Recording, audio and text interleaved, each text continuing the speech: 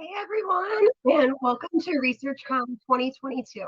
My name is Shelby Lubert, and I am one half of this year's co-chairs. I cannot even begin to tell you how honored I am to be able to host this year and get to know more of you that are part of this community. Before we kick off this great event, I want to give everyone a few helpful hints for wherever you're joining us from.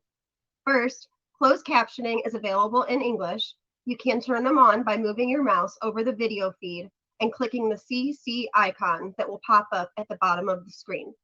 This session is also being recorded and will be available to all registrants after the event on the CF Foundation YouTube channel.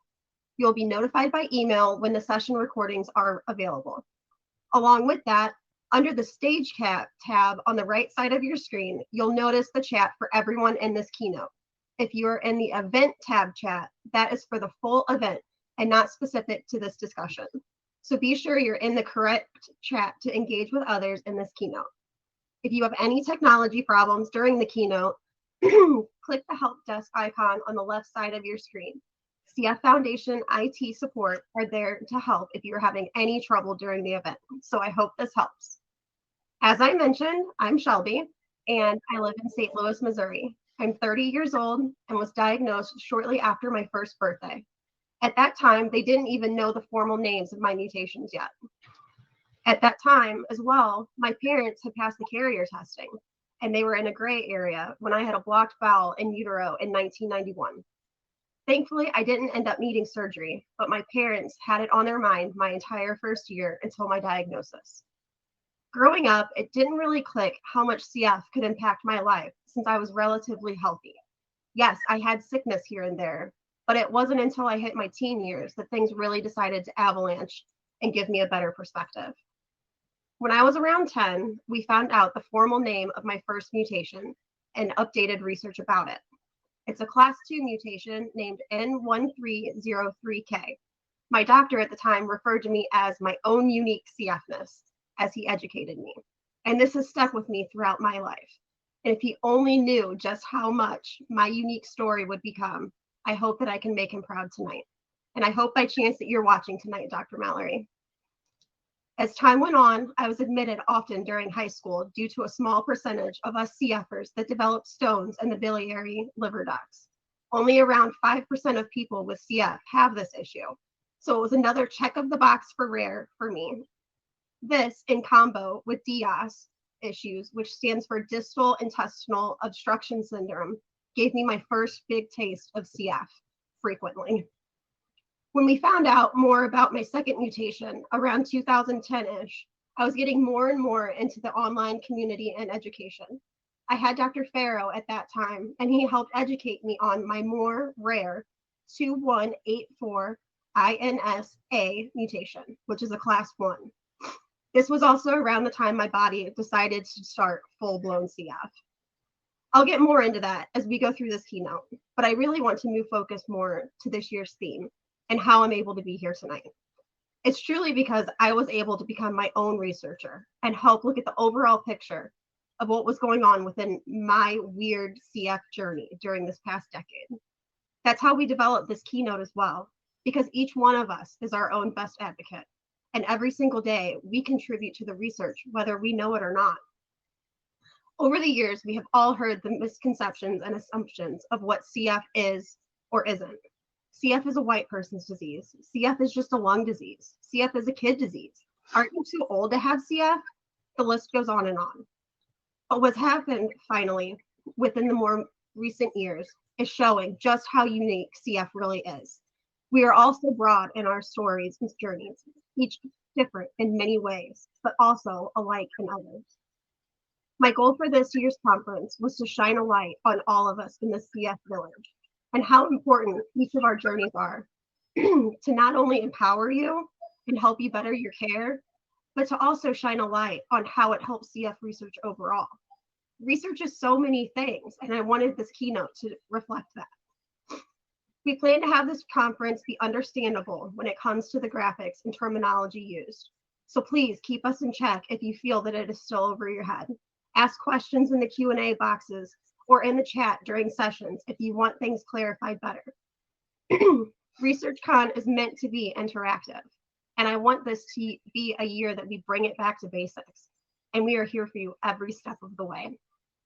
I feel like I really need to show my other half within this, though. So I want to introduce my partner in planning and hosting this event tonight, Cindy George. Cindy holds many leadership roles within research, and it's been an absolute joy getting to plan with her. So I'm going to let her take it away. Oh, thank you so much, Shelby. It is an honor to be co-host with you, and welcome everyone to this very special event. As Senior Director at the CF Foundation, I oversee the Partnership Enhancement Communication Program and the Success with Therapies Research Consortium, or STRC. These programs bring together adults with CF, families, care teams, and CF researchers to strengthen care partnerships and to discover tools and interventions to support successful self-care. Prior to joining the CF Foundation, I was a nurse practitioner at an adult CF center. And during that time, I observed that no two folks were the same, mutations responded to therapies in the same way. And that's, as Shelby mentioned, the uniqueness of everyone was so evident. And evidence-based guidelines and therapies were certainly part of my care recommendations, but the other key part was this lived experience that adults would share about their day-to-day life with CF. And as partners in care, people with CF and families contribute vital data to the conversations by asking questions and sharing their daily observations of life with cystic fibrosis. Shelby and every person living with CF are researchers, and combining their lived experience with the care team's experience leads to shared learning and results in a plan that supports the best health and wellness for that individual. Thank you for joining ResearchCon, a key event sponsored by the CF Foundation. It brings together that lived expertise and professional expertise that fosters further discoveries. My hope is that at this conference, you feel welcomed and you can add your voice to all the discussions and experience this as a place to learn alongside your peers and hear content that is practical and relevant to your experience.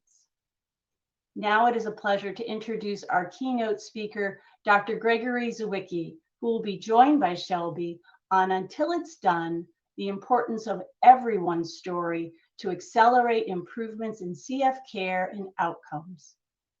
Dr. Zawicki received his medical degree from Harvard Medical School and Master's in Public Health and Clinical Effectiveness at the Harvard School of Public Health. Dr. Zawicki is currently the Director of Cystic Fibrosis Center at Boston Children's Hospital.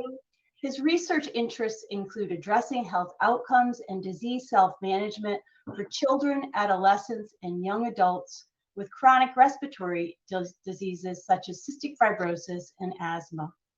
Dr. Zawicki is highly involved in CF Foundation research and care committees such as the Patient Registry, the CF Learning Network, and is co-chair of the Success with Therapies Research Consortium since it was founded in 2014. He is the author of numerous manuscripts helping to advance CF care and research. And on a personal note, I want to share that Greg is a caring and thoughtful individual who is very easy to speak with and passionate about learning from and partnering with individuals and families with CF. Thank you, Dr. Zawicki, for joining us today. Thank you, Cindy, and thank you, Shelby, for such a wonderful kickoff and introduction to tonight's first evening of ResearchCon 2022. And it's really an honor to be here with you as the community and represent a little bit from the care center perspective and from the researcher perspective, the types of work that we are doing to try to elevate everyone's story. Because as we've heard already, we've heard Shelby's story, we're going to hear other stories throughout the evening and throughout this conference. Everyone's story matters to us as researchers, as clinicians, and as people who care for the CF community.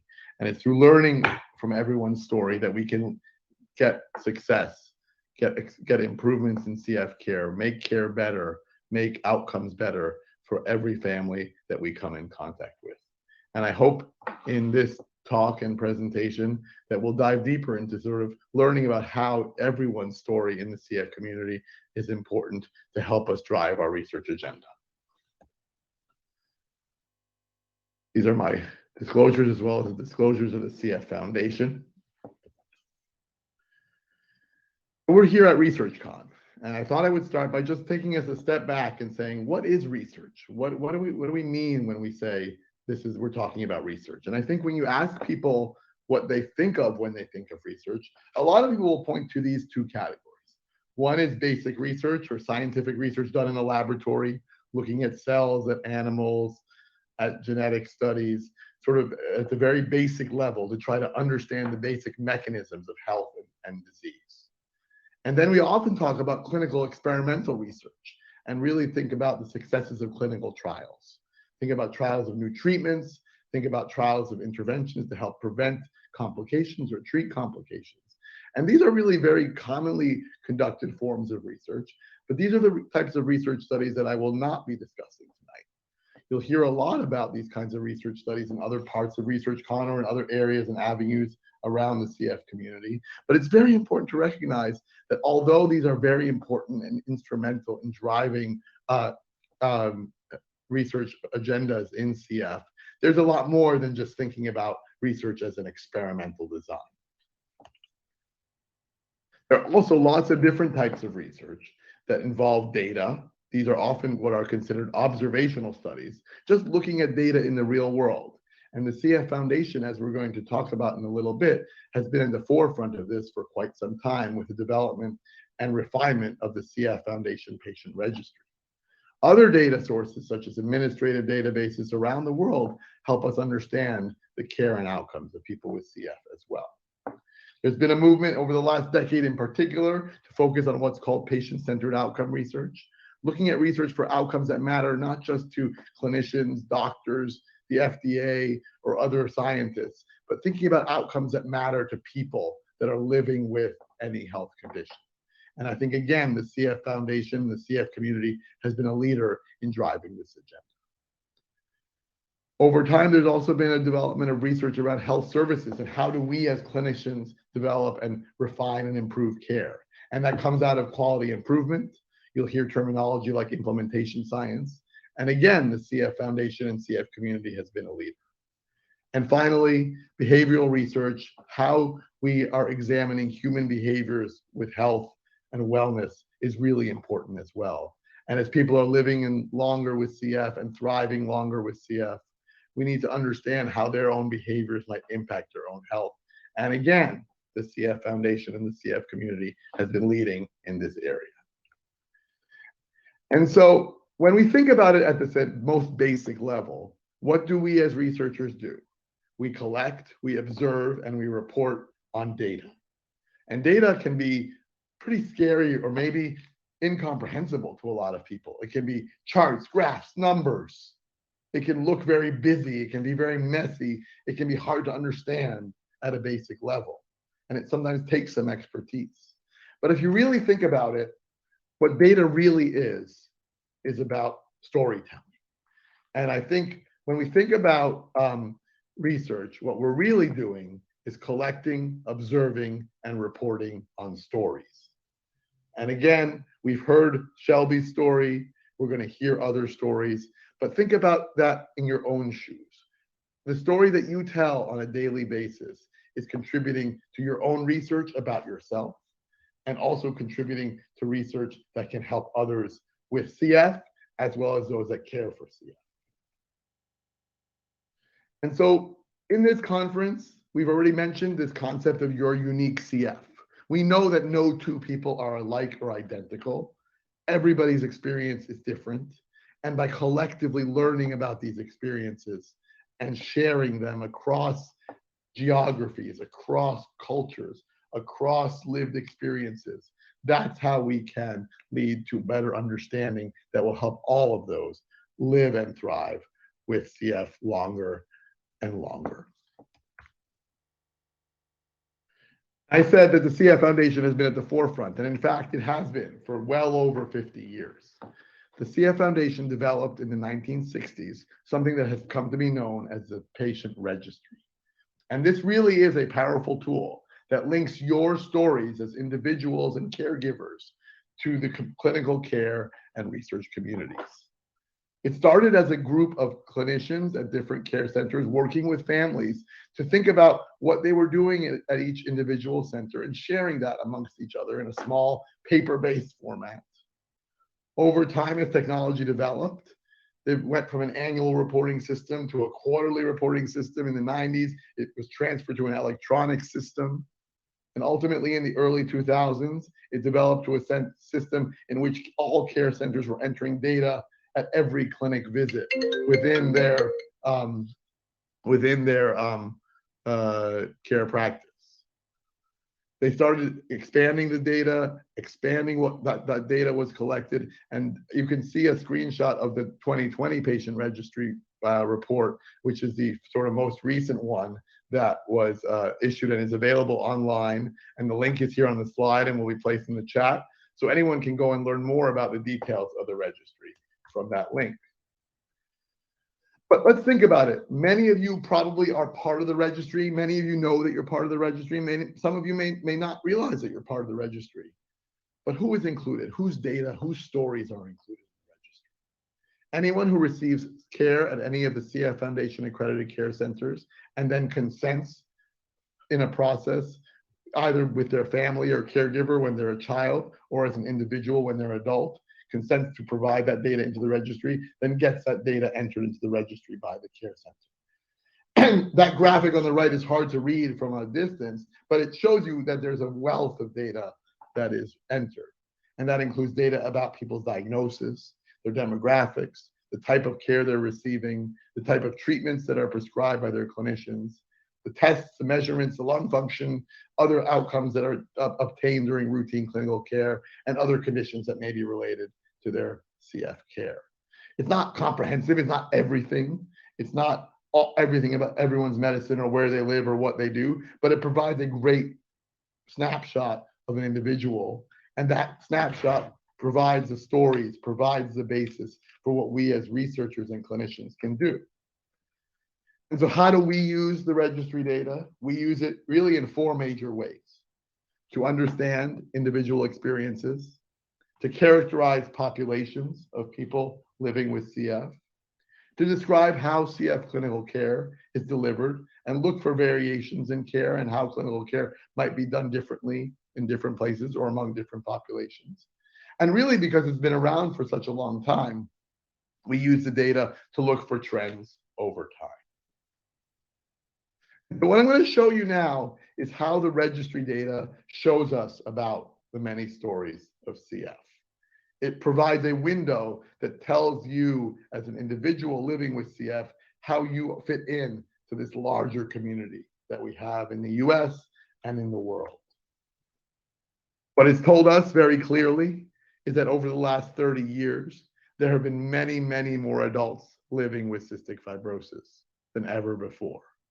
You can see here on this graph, the blue is the number of people living with CF in the United States who are 18 years and older, and the green, the number of children under the age of 18. And it's very obvious that somewhere around 2001, 2002, you started to have a steady increase in people living well into adulthood, such that about 5 to 7 years ago, more than half of the population of people with CF in the United States were now living past age 18 and were adults, requiring adult care, achieving adult milestones, needing to integrate into society as thriving adults. We've also learned that adults are doing better and are obtaining more adult milestones. We see here that between 2000 and 2020, many more adults were married or living with a partner or spouse over 20 years. And many more were obtaining higher degrees, graduating college, getting jobs, becoming functional in society.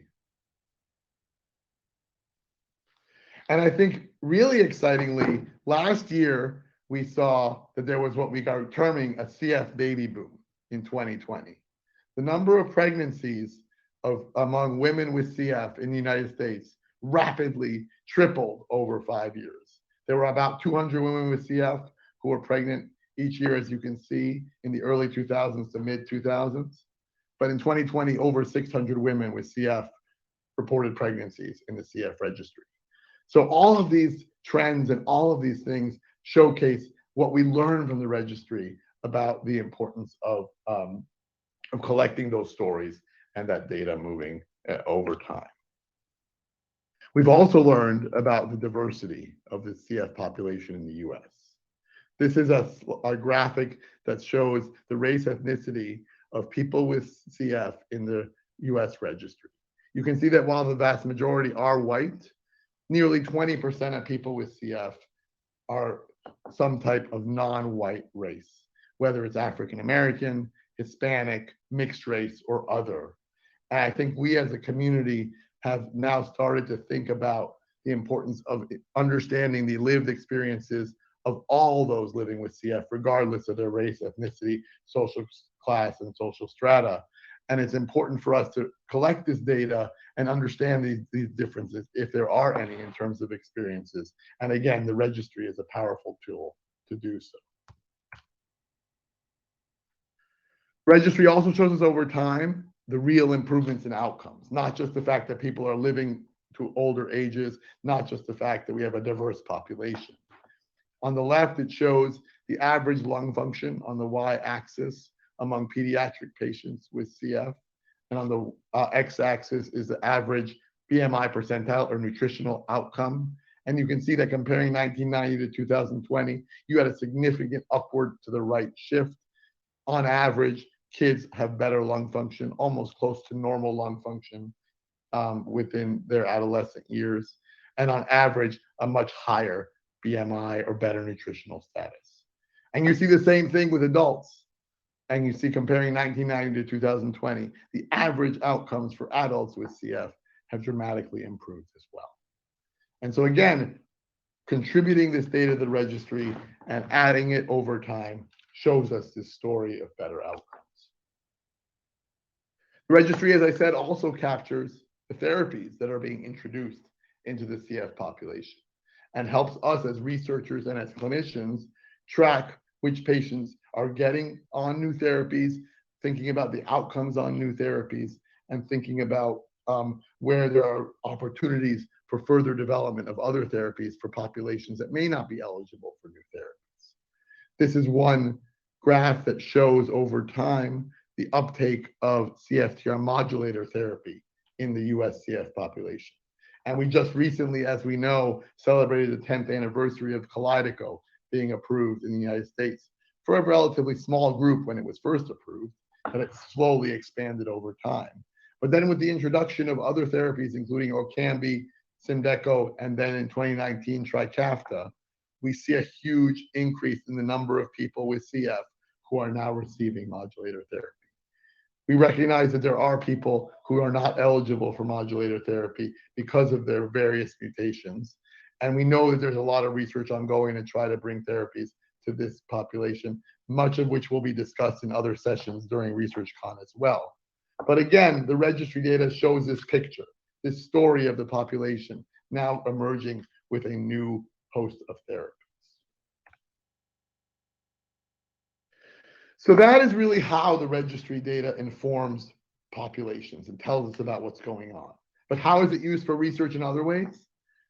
To its credit, the CF Foundation has developed a process for reviewing requests from researchers throughout the world who seek to study these outcomes. So these outcomes are made available to researchers through a format in which their requests are reviewed by a committee at the CF Foundation for appropriateness and for scientific rigor. And since 2010, there have been nearly 300 data requests and nearly 200 publications of data from the CF registry. And here are some examples of what the power of the registry can show. This is a study now published nearly 20 years ago that looked at the relationship between someone's weight as a child at age 3 and someone's lung function then subsequently at age 6. And what you can see here is that if a child had a higher weight at age 3, those last 3 bars, their lung function was also higher at age 6. And this led the community to recognize that focusing on nutrition early in life could lead to better outcomes for kids from a lung function perspective, even when they approach school age. Other studies in the registry have looked at lung function in adults and adolescents as well, looking specifically at risk factors that might affect the decline in lung function over time. And they found, through the purposes of big data, that people who have pancreatic sufficiency or those that are diagnosed by newborn screening may have less decline over time in their lung function, whereas those risk factors for greater decline included being a female, which opened up a lot of information and interest in understanding why there may be a gender gap in CF outcomes that is still ongoing in terms of understanding. We've learned that low weight has been associated with worse outcomes. We know that certain bacteria like Pseudomonas or Burkholderia have been associated with more decline in lung function. We've learned that exacerbations can lead to more decline in lung function.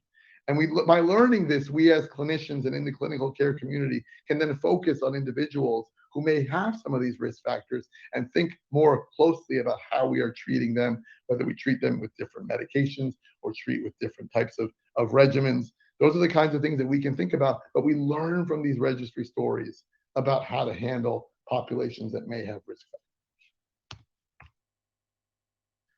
And clinical care teams also can look at individual reports from people in our registry. There's something called CF Smart Reports, which has been developed over the last few years, which show individual summaries and trends over time. And many CF clinical teams use these in planning visits, discussing trends with patients and families, and discussing outcomes and therapies with their teams. And fundamentally, the CF Foundation also allows for what we call annual reports to each care center. This is a description of outcomes and processes of care that are sent to the CF centers each year from the registry that allow us to see how our population that we care for compares to other populations at other care centers. And that allows us to learn from each other, learn from what other centers are doing, and learn about how we might adapt and improve our practices. And it's been the cornerstone of what's really become a movement in cystic fibrosis care to focus on quality and improve quality over time in a rigorous fashion. Here's a more recent example of how one center utilized their registry data to then springboard into a quality improvement effort. The blue line here shows the national average of average lung function, or FEV1, among centers that care for children with CF. And the orange line shows the data from the individual care center. And you can see that the care center in 2009 through 2012, on average, had kids with below the national average lung function. They, as a team, recognized this, thought long and hard about how they might improve their care, talked to other centers about how they were doing things in terms of improving care, and started on a very robust quality improvement program. And over the 4 years of doing this and changing the way they practiced care, they improved their average lung function in their population such that within 4 years, the average kids in their center were above average in terms of the national data. And it shows powerfully how looking at data, sharing it with your care team, sharing it with the parents and community in your care center, and thinking about creative ways to improve care can really quickly lead to better outcomes.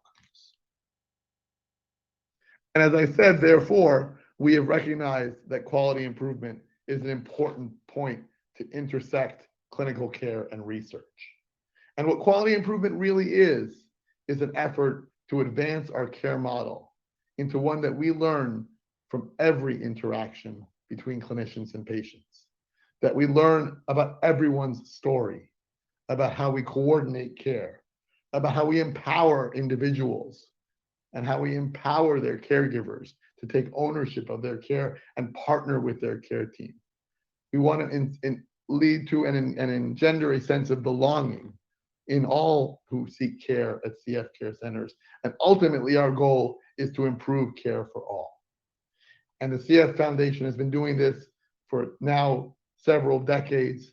And on the right is the cover of a journal that's very well respected in quality improvement, the BMJ Quality and Safety Journal, where they published about 10 years ago a whole issue about the work of the CF Foundation Quality Improvement Networks, 10 years of improvement innovation.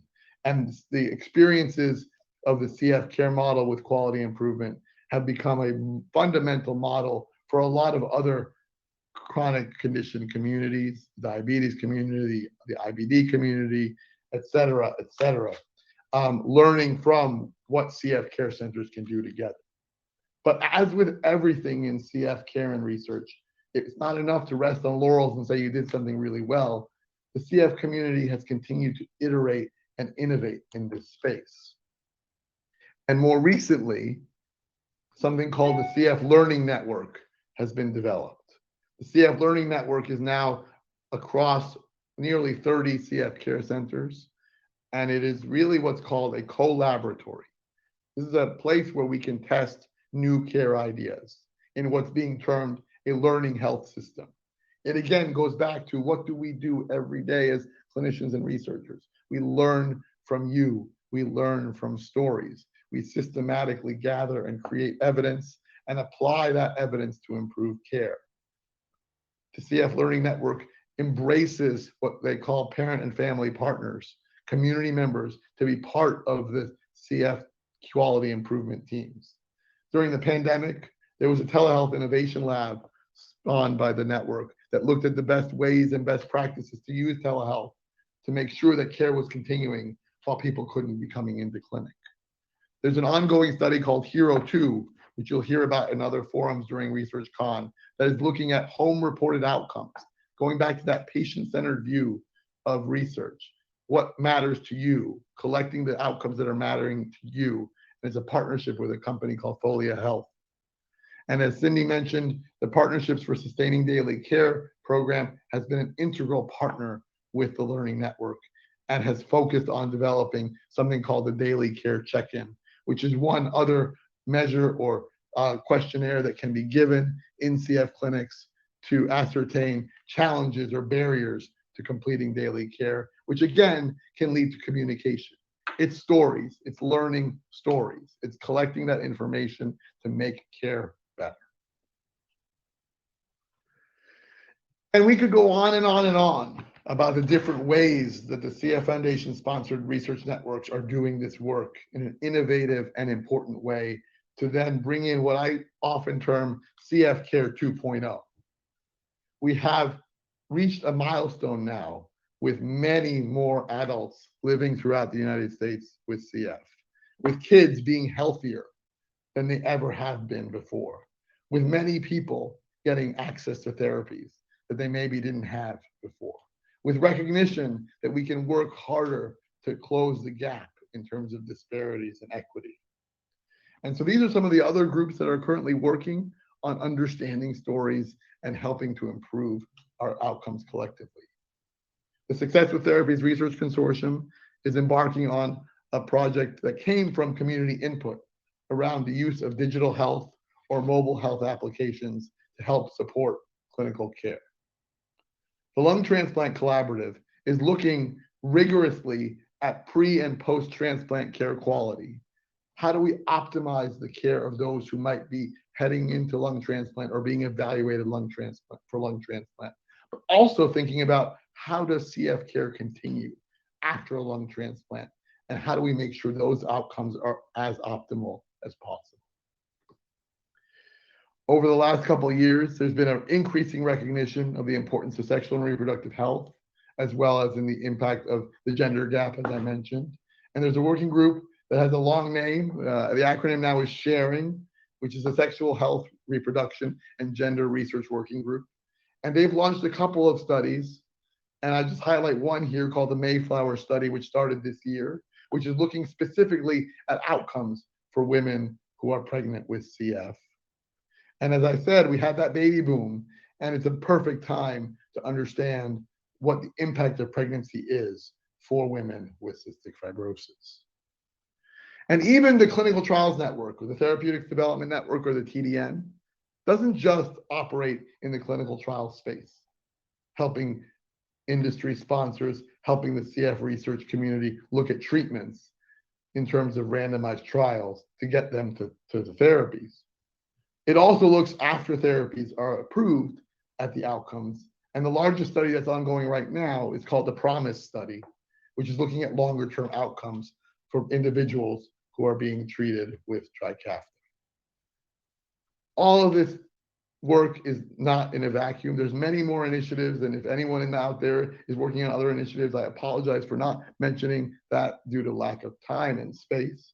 But suffice it to say, there are so many people that are looking at all of these different issues. But we know that there are stories that we still are missing.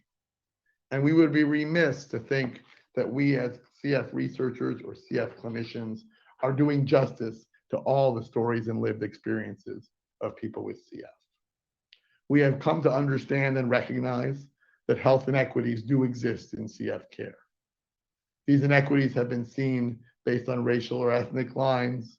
They've been seen based on socioeconomic status and access to care. And this is just recognizing this is insufficient.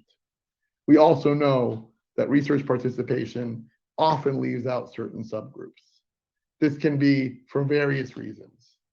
But one of the ones that is very challenging to us, but also important to recognize, is that trust in research is certainly lower in certain communities.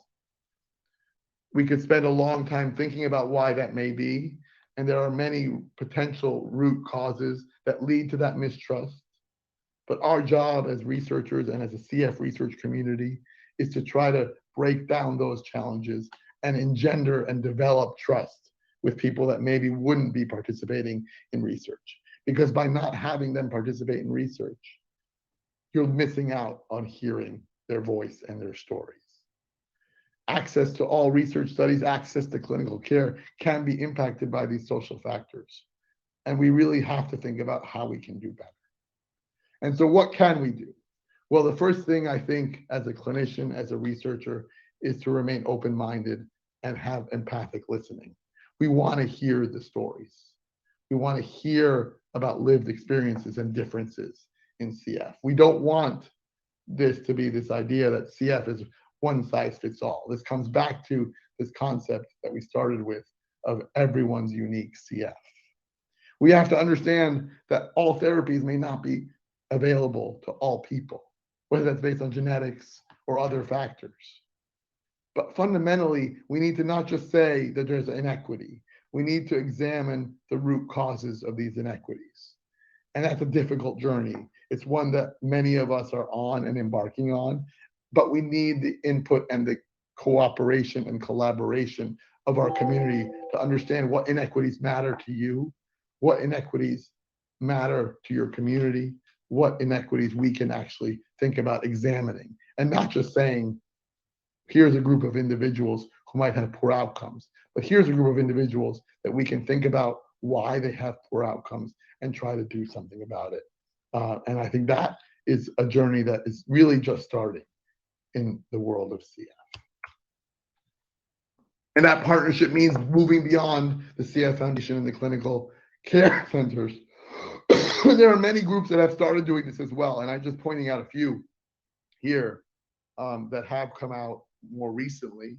The National Organization for African Americans with CF, as many of you may be aware, developed something called the Right Cystic Fibrosis Screening Tool to help people of color identify symptoms that may bring them to medical attention that maybe have been previously unrecognized because they were not considered as having risk factors for having cystic fibrosis.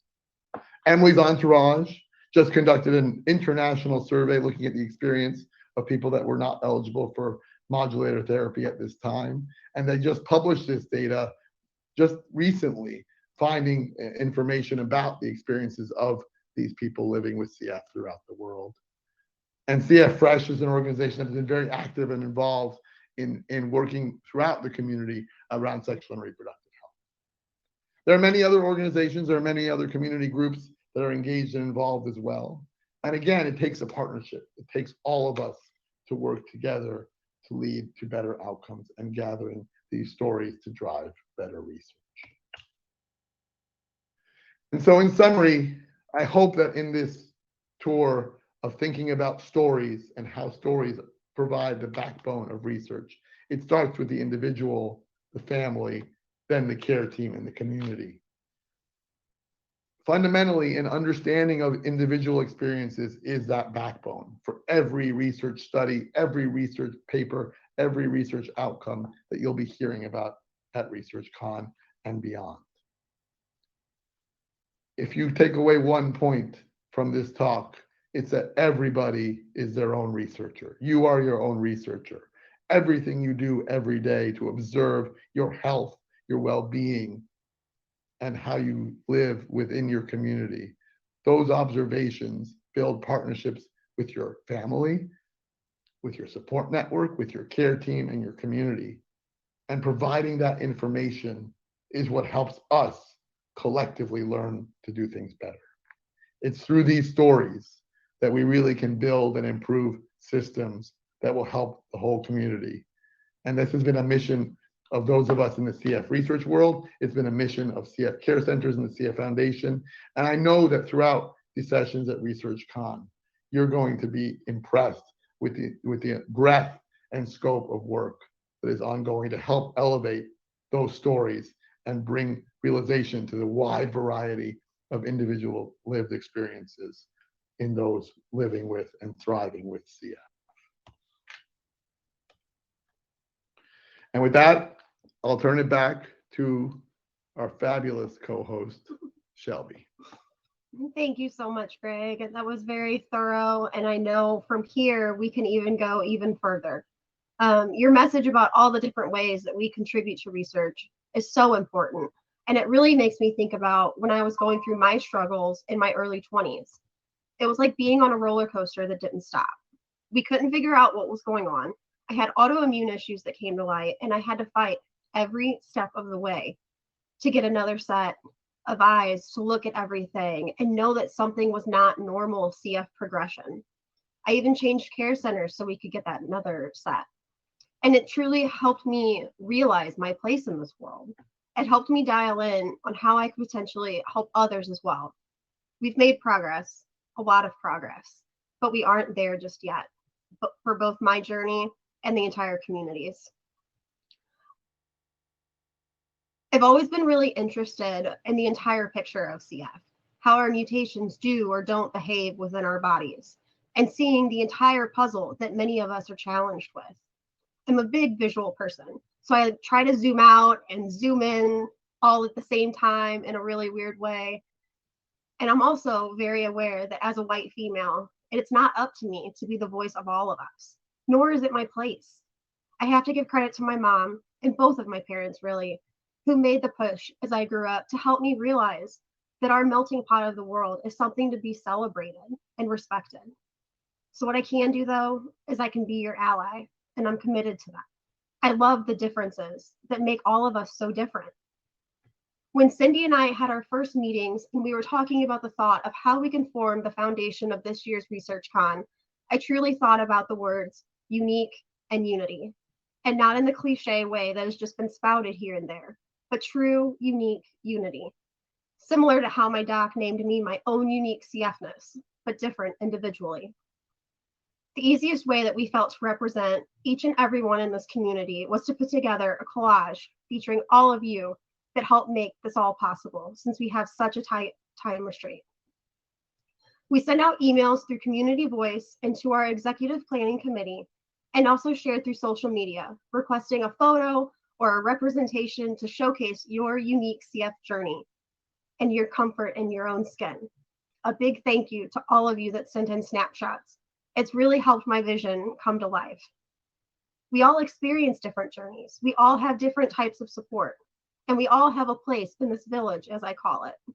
We're all different shades of skin, different sexual preferences, different genders, and different viewpoints in the world. Some of us have scars, some of us don't.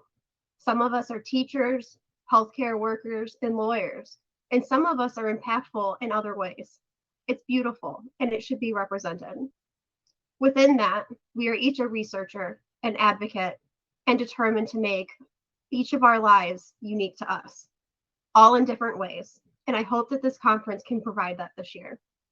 I want this to be a ResearchCon that if a brand new caregiver, a first-time patient, a spouse, or a friend were to attend, that they would be able to walk away feeling educated and empowered to support the one that was recently brought into their life with CF or themselves while not being overwhelmed.